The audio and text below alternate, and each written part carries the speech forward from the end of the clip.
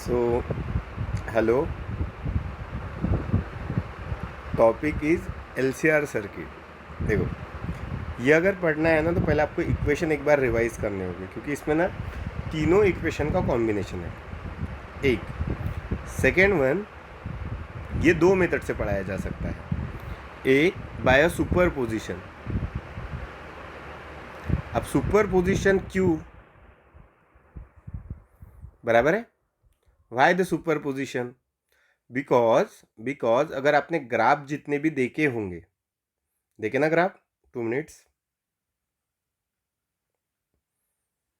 जितने भी आपने ग्राफ देखे होंगे या जितने भी आपने इक्वेशन देखे होंगे, वो आर का इक्वेशन हो, इंडक्टेंस का इक्वेशन हो, या फिर कैपेसिटर का हो, तीनों में ईएमएफ एंड करंट के equation is a sine function, बराबर है, और कोसाइन फंक्शन, बराबर है। साइन है, कोसाइन है, एक तो इनिशियली 0 से स्टार्ट है या इनिशियली हाई वैल्यू से सेट है, बराबर है। जब वो साइन फंक्शन या कोसाइन फंक्शन है, सही सही, वो कौन सा फंक्शन है, साइन या फिर कॉस? साइन कॉस कौन सा फंक्शन है? It is a wave function, सही बात है। मतलब वो किसके जैसा काम करता है? लाइक अ वेव, बराबर है मेरी बात। वो अगर वेव के जैसा काम करता, या it is a wave, clear है क्या? तो उसे वेव के रूल लगेंगे। और जब दो वेव एक दूसरे के साथ मिलती है या सब्सट्रैक्ट होती है, तो वेव के जो कैलकुलेशन होते हैं, that will be a like a vector, बराबर है। वेव का कौन सा एडिशन होता है? वेक्टर एडिशन होता है। कोई भी वेव क्यों बनती है? It is due to oscillation और वाइब्रेशन। तो ये ना ऑसिलेशन चैप्टर में आपने देखा होगा कि जब दो अलग अलग ऑसिलेशंस है, दैट इज़ अ वेव है, तो उसके एडिशन के लिए आपको राजेंद्र सर ने सुपर पोजिशन ऑफ वेव पढ़ाया होगा। और वो फिर से वेव मोशन इस चैप्टर में जब आप प्रोग्रेसिव वेव पढ़े होंगे, तब आपको सुपर पोजिशन फिर से उन्होंने पढ़ाया होगा। Clear clear? तो आपको एलसीआर पढ़ने के पहले ना आपको सुपर पोजिशन आना चाहिए। एक बात क्लियर है? क्यों लगेगा ये तो अपन बाद में देखेंगे, बट बात क्लियर है क्या? तो अपन ना पहले थोड़ा सा रिवाइज करते हैं। समझो दो वेव है। समझो पहली वेव है y1 is equal to a1 into sine omega T, and दूसरी वेव है a2 into sine omega T plus pi by 2। दो वेव में फेज डिफरेंस है कितने का? पाई बाय 2 का। अपन डायरेक्ट पाई बाय 2 का ही समझते हैं। राजेंद्र सर ने आपको कोई भी एक एंगल थीटा के लिए पढ़ाया होगा या फाई फंक्शन लिया होगा उन्होंने, फिर उन्होंने डेल निकाल के दिखाया होगा अलग अलग, बराबर है। कंफर्म है क्या? कंफर्म? तो उन्होंने प्लस माइनस में लिया होगा। अपने को सीधी सीधी जो है उसका अपन सुपर पोजिशन देखते हैं। तो मुझे क्या करना है, इन दोनों का रिजल्टेंट चाहिए। तो मैं बोलूँगा resultant will be what? y1 plus y2, y1 plus y2, सही है। तो इसका रिजल्टेंट कैसे निकलेगा? तो it will B a1 sign omega T plus a2 sign omega T plus pi by 2, सही बात है। अब इसे अगर तुम्हें ऐड करना है तो एक रिजल्टेंट भी क्या बनेगी? वेव ही बनेगी। तो तुम्हें सर ने कैसा पढ़ाया होगा कि समझो इसकी रिजल्टेंट वेव क्या बनी, कि उसका रिजल्टेंट एम्पलीट्यूड आया ए, प्लस साइन है तो sine function, plus omega T plus phi, और सर ने डेल बताया होगा। Now phi is a what? It is a angle of resultant, क्योंकि ये दोनों, एक वेव इधर जा रही होगी राइट, तो पाई बाय 2 है, मतलब एक वेव ऊपर होगी, तो इन दोनों वेव का रिजल्टेंट ऐसा कहीं से तो भी जाएगा, and it is a phi. यही तो वेक्टर कहता है ना, बराबर है क्या? समझो इन दोनों के बीच में 90 एंगल नहीं होता था। समझो एक वेव होती थी इधर, एक वेव होती थी इधर, तो इनका रिजल्टेंट यहाँ से जाता था। तो राजन सर ने तुम्हें बोला होगा कि ये एंगल है आपका फाई, तो ये रिजल्टेंट का एंगल है समझो डेल, या ये एंगल है डेल, तो ये रिजल्टेंट का एंगल है फाई। कोई भी सिंबल तो लेना है ना। तो हमारे पास फेज एंगल तो ऑलरेडी π/2 है, तो उसके लिए तो सिंबल लेने की ज़रूरत नहीं है, क्योंकि हमें π/2 के डिफरेंस से चलते हैं, तीनों इक्वेशन हमें पता है। बराबर, क्लियर। तो हमने सोचा समझो उनके बीच में एंगल कितना आएगा, फाई आएगा। सही बात है। अब according to vector rule A कैसे निकाला जाएगा, तो A will be what, under root a1 square plus a2 square plus twice a1 a2 into cos of alpha. Alpha is a angle between they, तो इनके बीच में एंगल कितना है, alpha will be π/2। सही है। तो ये क्या बन जाएगा, that is a1 square plus a2 square बराबर, वो तो ज़ीरो हो जाएगा, π/2 मतलब cos π/2 ज़ीरो। क्लियर है मेरी बात। तो ये बनता है resultant amplitude of a wave. a1 a2 are the individual amplitudes. ये समझा, ये तो पता है वेव में, इवन ऑसिलेशंस में तो पता है। आगे और उनके बीच में का जो एंगल है that is the tan of phi, उसे अपन कैसे निकालते, तो इसे कुछ इस प्रकार से निकालते। समझो एक है ऊपर की तरफ, एक है इस तरफ। ऊपर की तरफ समझो y2 है, that is a2 into sine omega T plus π/2 बराबर। और इस तरफ कौन है, a1 साइन ओमेगा टी बराबर, और ये एंगल है π/2। अब इनका रिजल्टेंट बना समझो यहाँ से गया, ठीक, ये बन गया रिजल्टेंट। ठीक है। तो रिजल्टेंट की मैक्सिमम वैल्यू कब मिलेगी, तो जब इसकी आप मैक्सिमम वैल्यू लोगे और इसकी भी आप कौन सी वैल्यू लोगे, मैक्सिमम। तो हमें रिजल्टेंट की भी कौन सी वैल्यू मिलेगी, मैक्सिमम। समझो ये रिजल्टेंट है, तो ये है फंक्शन, इसकी मैक्सिमम वैल्यू कितनी रही, तो इसकी मैक्सिमम वैल्यू तब जब साइन ओमेगा टी की value maximum. Sign omega T की मैक्सिमम वैल्यू कितनी, 1, तो 1 इंटू दिस, तो व्हाट इज़ अ y1 की maximum value, that is a a1। तो ये लिमिट कितनी होगी, दैट इज़ अ a1। ये लिमिट कितनी होगी, a2, क्योंकि साइन ओमेगा टी की मैक्सिमम वैल्यू फिर से 1, दैट इज़ अ a2 बराबर है। तो रिजल्टेंट की मैक्सिमम वैल्यू कितनी होगी, समझो r, कितनी होगी r, और ये होगा रिजल्टेंट का angle, that is a phi. सही बात है। तो क्या आप फाई इस मैक्सिमम वैल्यू से नहीं निकाल सकते, निकाल सकते हैं।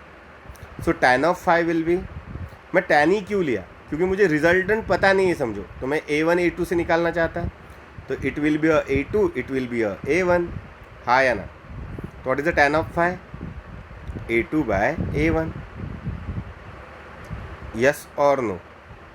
सो phi will be tan inverse of a2 by a1। Clear.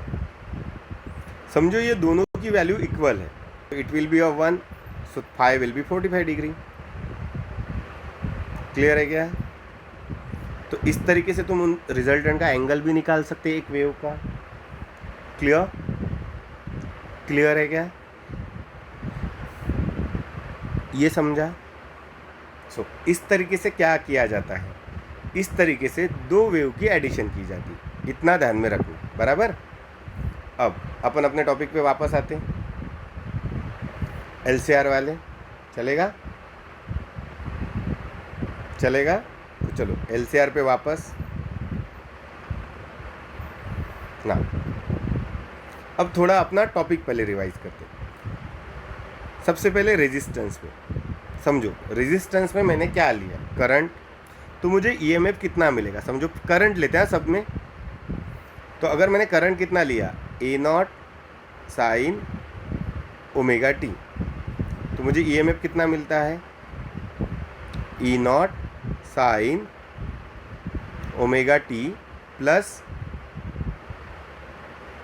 Pi by two नहीं, तो it is a omega T because they are in a same phase, याद है। And where E nought will be I not into R, बराबर है। Inductor में अगर मैंने I कितना लिया, I not sine omega T, तो हमें पता है इंडक्टर आईपीएल पोटेंशियल लीड्स, तो ई नॉट साइन ये कितना मिलेगा, omega T plus pi by two मिलेगा, सही है। एंड हमें क्या पता है, here E nought will be I not into XL, and what is a XL, that is a omega into L, clear. फिर कैपेसिटर में ये वाली सारी चीज़ें हमने प्रूव की है, तो तुम्हें एक एक लेक्चर देखना पड़ेगा। हाँ, सी में what is a I not, समझो हमने आई नॉट सॉरी आई कितना लिया, I not sine omega T. अब कैपेसिटर में करंट लीड करता, उल्टा करंट लीड करता मतलब ईएमएफ लैग करता, कितने से, पाई बाय टू से। सो ये omega T minus pi by to अगर मैंने लिया तो current lead by pi by to, ऐसा भी चल सकता है। अपन सब में करंट ही लेंगे, अल्टरनेटिंग करंट की इक्वेशंस फॉर्म करने हैं तो, और ईएमएफ निकाल के बताएंगे, चलेगा। हाँ, इसमें ई नॉट क्या रहता, that is I not into X C, X C ही, गलत मत सुनना। हाँ, what is omega, 1 omega into C, clear है, क्लियर क्या है। ये है इक्वेशन किसके, आर एल एंड सी, जब वो इंडिविजुअल कनेक्ट है, बराबर, प्योरली रेजिस्टिव, प्योरली इंडक्टिव और प्योरली कैपेसिटिव में। अब अपन कॉम्बिनेशन बनाएंगे, फिर कॉम्बिनेशन पे से दो के भी कॉम्बिनेशन बनाएंगे। 3 का बनाने के बाद 2 का तो बन ही जाएगा, डायरेक्ट 3 का बढ़ा देता, चलेगा, चलेगा। कुछ एप्लीकेशंस भी है जो क्या होता है वगैरह वगैरह वगैरह, क्लियर, वो भी पढ़ा दूंगा एक्स्ट्रा में, sharpness of curve, quality factor, ये पहले सिलेबस में नहीं हुआ करते थे, तो इसे मैं एक्स्ट्रा में पढ़ाता था। अब ये सिलेबस में है कुछ चीज़ें इसमें से, बट इस साल एक्स्ट्रा सिलेबस में वो कटे थे, बट फिर भी अपन पढ़ लेंगे, चलेगा।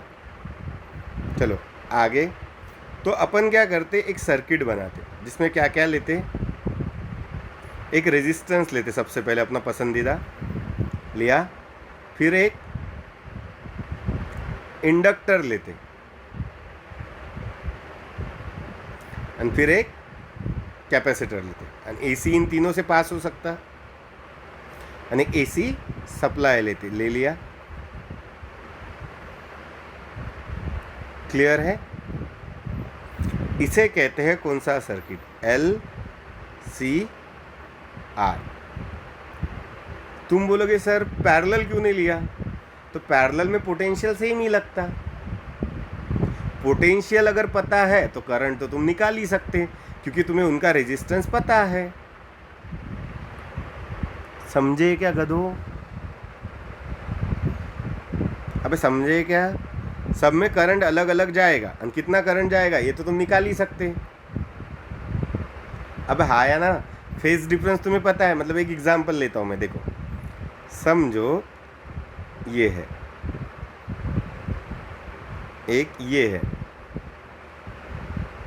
एंड एक इंडक्टर, एंड इसे पैरेलल में ऐसा एक कनेक्शन लगा है, तो मैं कंसिडर कर लूँगा कि कितना ईएमएफ है, ई नॉट साइन ओमेगा टी, तो ये तीनों के खिलाफ ई नॉट साइन ओमेगा टी है।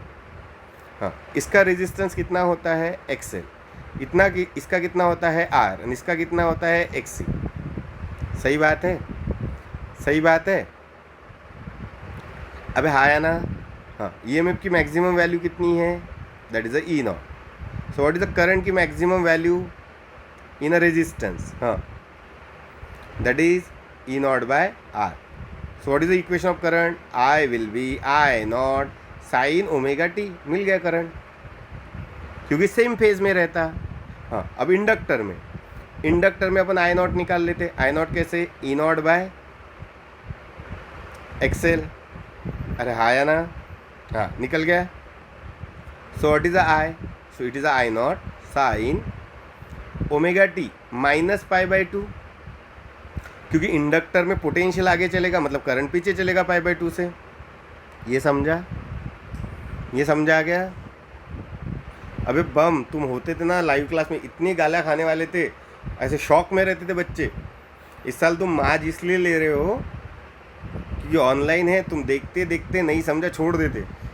ये समझा नहीं समझे पे नहीं रहता, समझना ही पड़ता है इसे, वो ताकत से। वो भी नाउ कैपेसिटर में करंट कितना, तो पहले कैपेसिटर में करंट की maximum value that is E not by X C, फिर करंट मिलेगा that is I not sine, आगे चलेगा दैट इज ओमेगा टी पे तो ईएमएफ था, तो ये आगे चलने को ना क्योंकि वो लीड्स करता, ये मिल गया। तो तीनों से हमें करंट भी मिल गए, तीनों से हमें पोटेंशियल भी मिल गए। क्या सॉल्व करना है, कुछ भी नहीं, बराबर बराबर। और रिजल्टेंट पोटेंशियल जितना है उतना ही टोटल रहेगा, तो कोई निकालने की ज़रूरत थोड़ी है कि नहीं, है कि नहीं।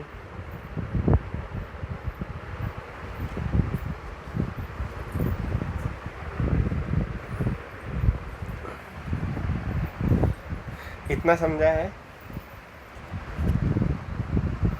ओके। अब आगे, बट अगर सीरीज सर्किट है तो हर एक के खिलाफ अलग अलग पोटेंशियल होगा और total potential will be what, inductor के खिलाफ का प्लस कैपेसिटर का प्लस रेजिस्टेंस का। क्लियर है क्या। और प्लस वो वेव फंक्शन है तो इनकी एडिशन थोड़ी डिफिकल्ट जाएगी। क्लियर है। या करंट निकालना है, क्या निकालना है, करंट, तो करंट को टोटल रेजिस्टेंस लगेगा, है ना, तो टोटल रेजिस्टेंस निकालना पड़ेगा। तो कैसे भी जाओ एक जैसा ही गिरने वाला है, तो सीरीज समझना पड़ेगा। कंफर्म है। और इसे कहते हैं L C sorry R L C, ठीक है। आर एल सी सर्किट अगर पहले कौन लगा दिया, इंडक्टर, तो it is a resistance last में लगाया तो that is a LCR circuit. कैसे भी लगाओ ना, कोई भी आगे कोई भी पीछे, कोई फर्क थोड़ी गिरता उससे, बराबर है ना। तीनों का रेजिस्टेंस लगेगा ही लगेगा क्योंकि सेम ही करंट फ्लो होगा, दूसरा रास्ता थोड़ी है, बराबर। तो चलो समझो मैंने करंट कितना लिया, that is I will be I not sine omega T, बराबर बराबर है।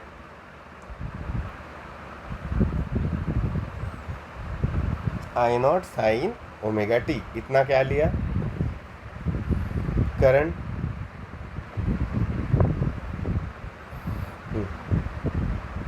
जो तीनों से सेम पास होगा क्योंकि सीरीज कॉम्बिनेशन है, करंट सेम इसलिए करंट ले लिया। अब तीनों के अक्रॉस क्या अलग अलग डेवलप हुआ होगा, दैट इज ईएमएफ। तो चलो EMF across resistor will be what, E not sine omega T. पहले निकाल लेते हैं। हाँ, ये तुम्हें ये वाली मेथड तुम्हें लिख के नहीं लेनी है, तुम्हें मेथड लिख के लेनी है फेजर डायग्राम वाली, जो मैं इसके बाद बताऊंगा। दो मेथड से ये सॉल्व होता है, मुझे तो यही अच्छी लगती, बट टेक्स्ट बुक वाले लोगों का कहना है, जिनको ये नहीं आता ना सुपरपोजिशन या जो वेक्टर अच्छे से नहीं पढ़ाते, उनको वो मेथड कैसे भगवान है वो, उनके लिए वो बचा लेती उन्हें। मैं दोनों इसके तुम्हें डायरेक्ट जैसे लास्ट टाइम भेजा था पूरा की पूरा बुक भेज दूंगा। Confirm confirm. तो तुम प्रॉपरली लिख लेना, और लिखते लिखते तुम्हें फिर से डाउट है तो तुम फिर से वीडियो देख सकते हो। सही है। Now E L that is E not sine, बताओ रे, it is omega T plus pi by two. सही है क्योंकि इंडक्टर में पोटेंशियल लीड, इसी बताओ, it is E not sine omega T minus pi by two, क्योंकि करंट ने लीड करने को होना। ये समझा। और हर एक में ई नॉट की वैल्यू अलग अलग है, बराबर है। It is a E naught for R, it is a E naught for L and it is a E naught for C. ठीक है, ये समझा। तो चलो इसके ई नॉट की वैल्यू निकाल लेते। What is the E not? अभी मैं प्रॉपरली लिखने का दिखावा नहीं करता, बताओ ई नॉट इसके लिए that is I not into R, इसके लिए आई नॉट इंटू एक्सएल, इसके लिए I not into X C, बराबर, समझे क्या?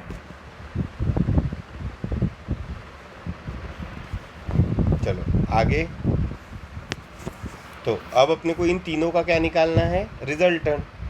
तो समझो रिजल्टेंट पोटेंशियल है ई आर, ई आर नहीं बोलते यार, उसे क्या बोलते हैं?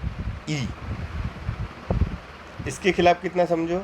ई आर, इसके खिलाफ ई एल और इसके खिलाफ ई सी। तो what is the resultant potential?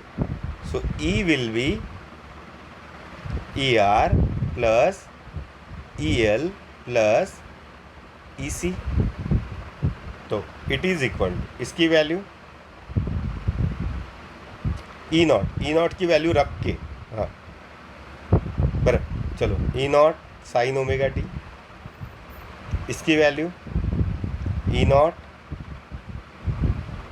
Sign omega T plus pi by two plus E naught, ये ई नॉट किसका? आर का, ये ई नॉट किसका? एल का, ये ई नॉट किसका? सी का, बराबर, विल बी व्हाट? हाँ, sign omega T minus pi by to. Clear? Clear? इसके लिए मैं ई नॉट नहीं रख रहा था क्योंकि तुम्हें कन्फ्यूजन ना हो कि सेम है, सेम तो है नहीं, तुम्हें तो पता है। हाँ, तो चलो इसकी जगह क्या लिख सकता है? I not into R sine omega T, इसकी जगह I not into XL sine omega T plus pi by two, हाँ इसकी जगह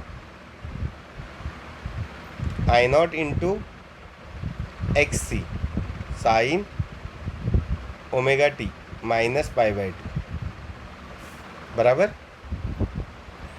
सबसे क्या कॉमन निकलेगा? बोलो,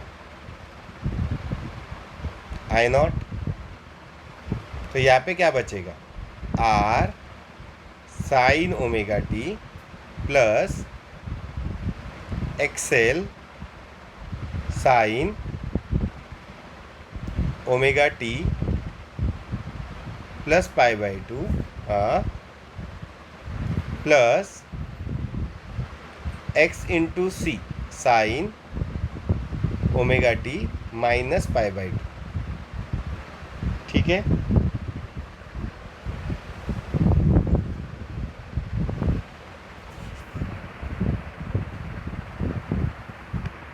ठीक है।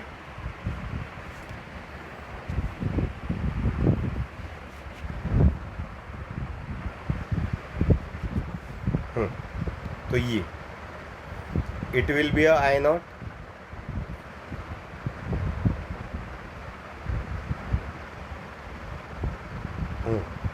It is a R sine omega T plus XL, it is a cos omega T, बराबर, plus X C, it is a minus cos omega T,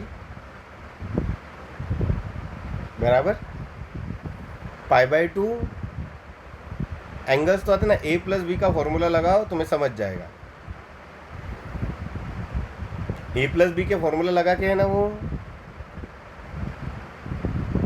कि वो भी करके दिखाओ। लो बा, वो भी करके दिखाता।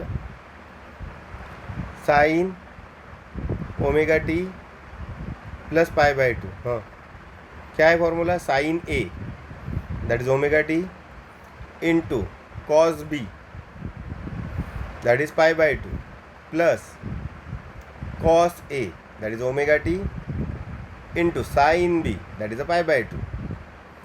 What is the formula? ये बन गया 0, तो ये पहली टर्म तो कट गई. सेकेंड में बचा cos omega T, sine pi by two is a 1, so it is a cos omega T. अगर ये माइनस होता था तो यहाँ पे माइनस आता था, यहाँ पे माइनस आता था, बाकी तो सही नहीं है. Clear? Clear?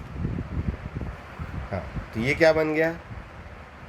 I not into R sine omega T plus इसमें से कॉस निकला कॉमन, तो क्या बचा? एक्सएल माइनस एक्सी बचा, कॉस ओमेगा टी. सही है? सही. इसे थोड़ा ध्यानपूर्वक देखना. ये समझा क्या?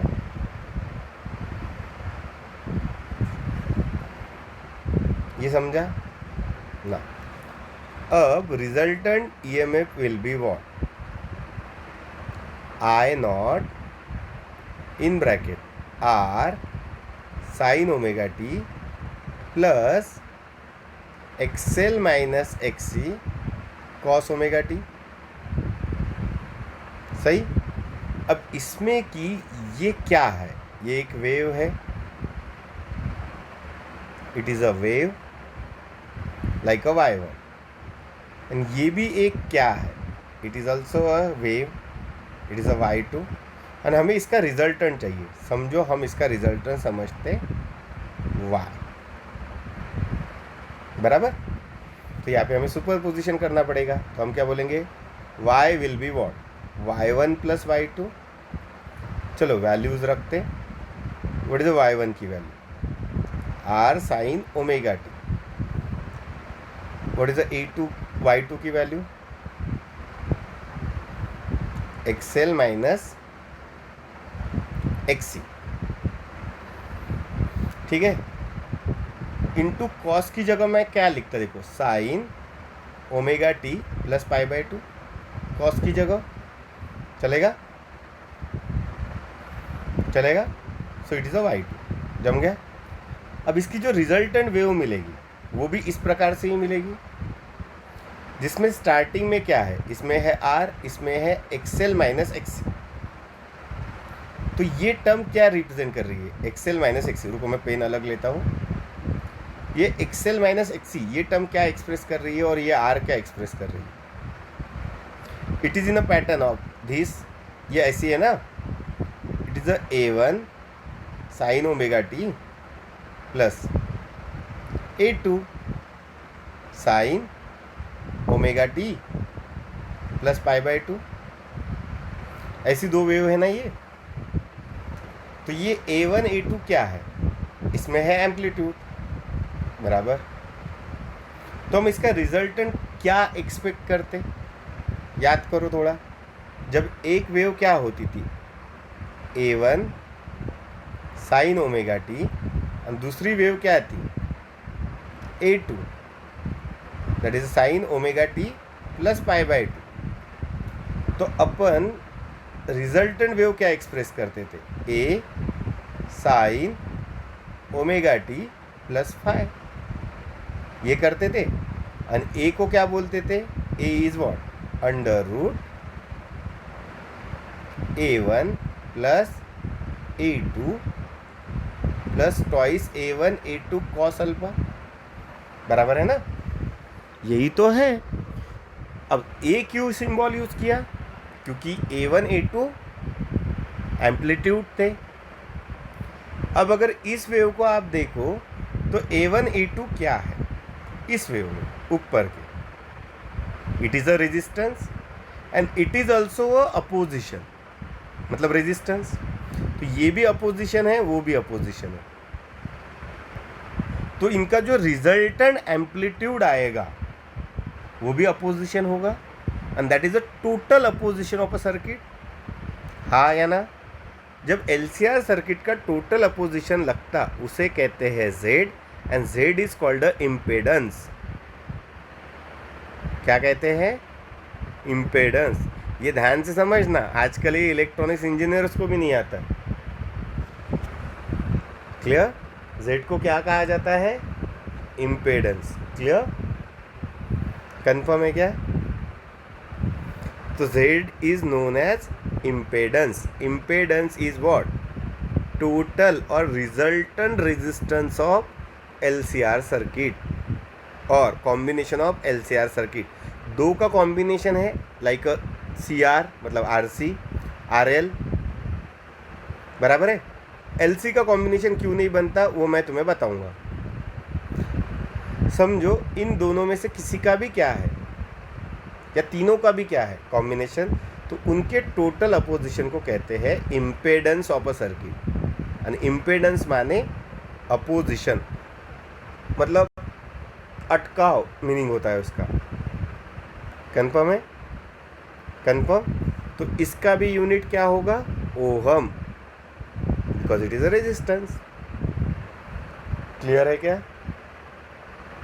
क्लियर? तो इन दोनों की रिजल्टेंट वेव क्या दिखाई जाएगी? So that is a Y, and Y will be what? Z into sine omega T plus phi. क्योंकि ओरिजिनल दो वेव है, एक है समझो, एक ऐसे निकालते आड़ी और एक ऊपर निकालते, क्योंकि उनमें फेज डिफरेंस है पाई बाय 2 का। इस वाले वेव का नाम है y1। y1 will be r sign omega T, और इसका नाम है y2। y2 will be xl minus xc। सही है? xl minus xc sign omega T, बराबर है क्या?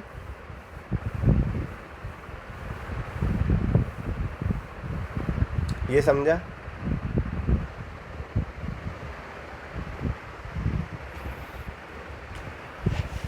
ये समझा क्या? हमें आगे भी बहुत कुछ डिस्कस करना है इस पे, तो मैं समझेगा आगे आगे क्या क्या आएगा। पहले ये समझा? Okay. And what is a resultant? तो इन दोनों का रिजल्टेंट यहाँ से निकलेगा, दैट इज अ वाई। तो वाई का एंगल कितना? दैट इज अ फाई, बराबर है, जो हम उसके मैक्सिमम वैल्यू के ऊपर से निकाल सकते। तो इसकी मैक्सिमम वैल्यू कितनी होगी? तो इसकी मैक्सिमम वैल्यू तब होगी, what is the maximum value of 1? That is a R. What is the maximum value of 2? That is a XL minus XC. तो ये मैक्सिमम वैल्यू है एक्सएल माइनस एक्सी, एंड ये कितनी रहेगी? That is a R. यहाँ से यहाँ तक, बराबर।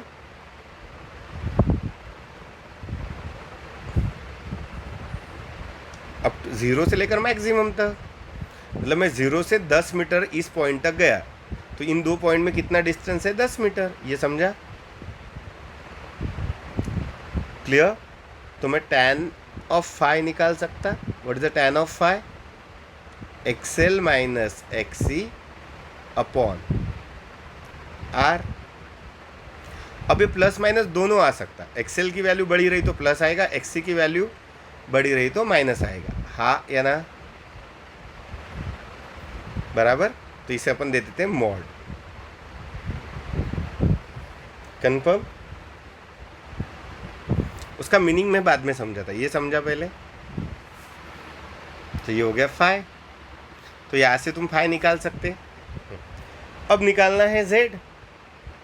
तो Z is a resultant A1 A2 का।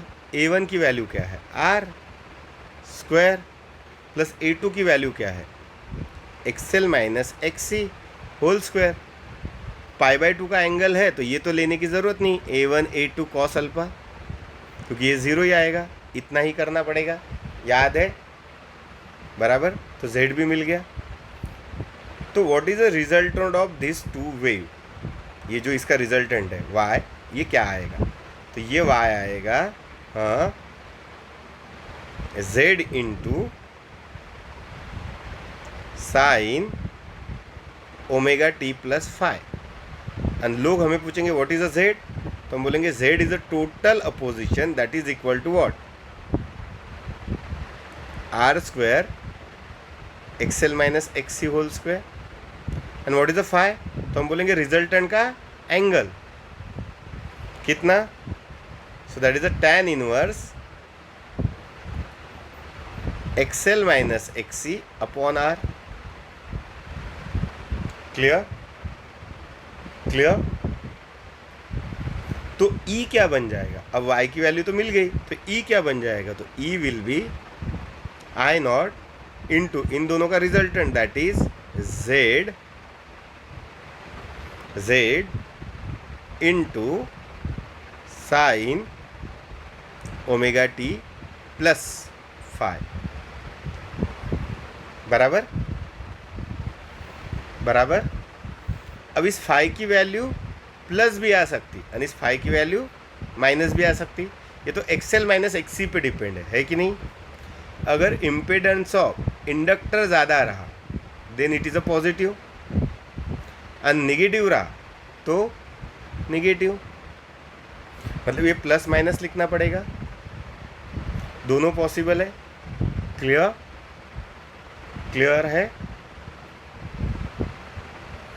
ये समझा क्या? So clear? ये बन गया इक्वेशन काय का। एक रिजल्टेंट काय का ईएमएफ का, काय में? एलसीआर सर्किट में। तो अगर हमने एलसीआर सर्किट में करंट कितना लिया, I not sine omega T, तो हमें ईएमएफ कितना मिलता? E will be I not into Z sine omega T plus minus five. बराबर? That is equal to E not sine omega T plus minus five.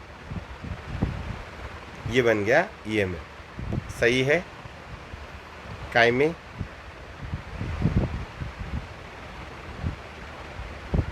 काय में? LCR circuit में। बराबर?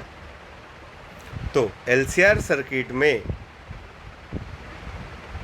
EMF lead भी कर सकता, ईएमएफ लैग भी कर सकता। अगर ये डोमिनेंस में है, मैं क्या बोल रहा हूँ देखो, if LCR circuit in a inductive dominance, dominance means प्रभाव, किसका ज़्यादा प्रभाव है? इंडक्टर का। इसका मतलब एक्सएल की वैल्यू एक्सी से ज़्यादा है, तो आपका फाई आएगा पॉजिटिव, है ना? तो इक्वेशन क्या बन जाएगा? E is equal to E not sine omega T plus phi. Plus आया मतलब इंडक्टर जैसा काम हो रहा, मतलब ईएमएफ लीड कर रहा है ना, तो इसे कहते हैं इंडक्टिव डोमिनेंस। तो इंडक्टिव डोमिनेंस में फाई कैसा आएगा? पॉजिटिव। अगर कैपेसिटिव डोमिनेंस में सर्किट है तो it will be E not sine omega T minus phi. तब आपका एक्सएल एक्सी से छोटा होगा, it is called a capacitive dominance. Confirm? Confirm? ये डोमिनेंस का खेल अपन बाद में खेलेंगे, डोमिनोज का नहीं बे। क्लियर है? इतना समझा? तो ये बन गया आपका इक्वेशन। क्लियर?